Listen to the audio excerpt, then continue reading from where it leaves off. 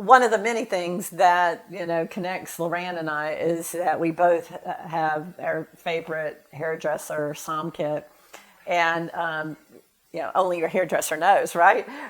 So people accuse us of being dumb blondes. And, we just laugh because we're not dumb and we're not blonde.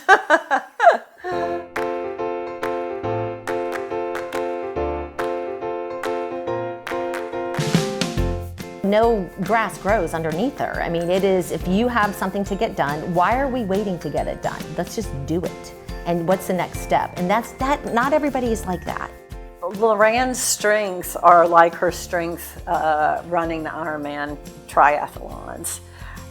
She is planful and she is relentless and she is very smart and determined. She gets something in her mind and she is going to make it happen.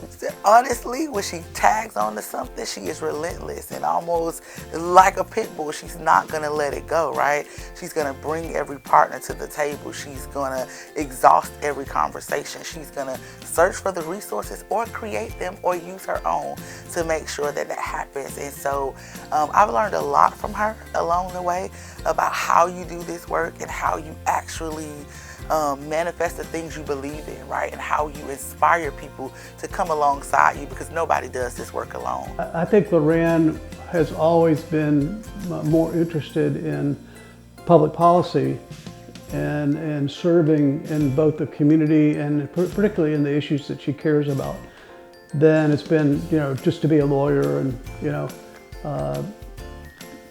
go for money and fame and that kind of thing. Loranne's a do-gooder, She doesn't do it for the money. I mean, there's not money in these children advocacy, roles. She does it because she believes that's our future, is our children and healthy children and every child being healthy and learning and in an environment where they can learn, where they can grow, where they're ready for kindergarten, where they can read. Those are the things. So if you're gonna go talk to Loranne, you better have your stats. And you also better bring your calendar, because most of the times when you have those conversations, they lead into action plans and next steps. And so that would be my piece of advice, to say, be prepared and bring your calendar, because you pitch a good idea to her and all of a sudden, well, we need to do this, we need to do that, and you're off and running.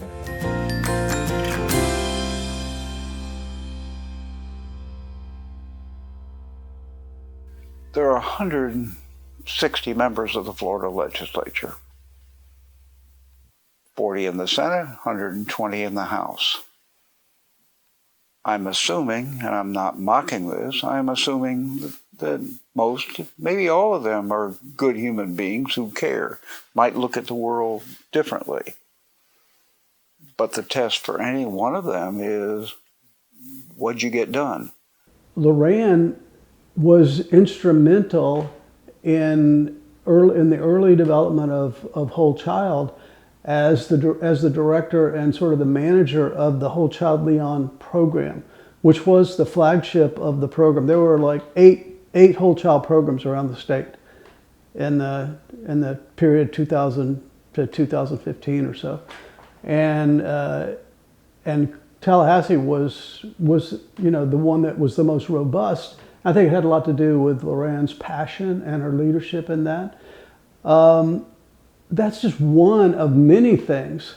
She's done a lot of things. I mean, small committees, things that you wouldn't think a legislator would work on.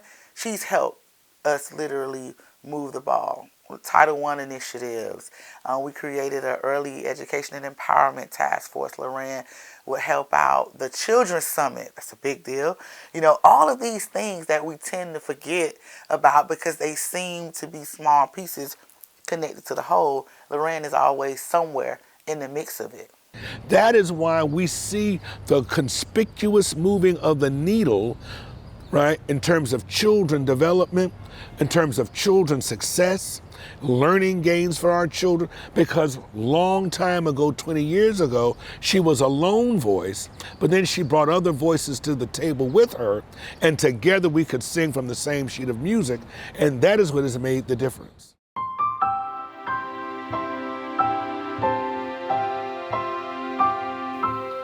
a lot of these people that are in the banquet that are here tonight, they recognize that, you know, my father, Lawton Chiles, was a very powerful advocate for children's issues.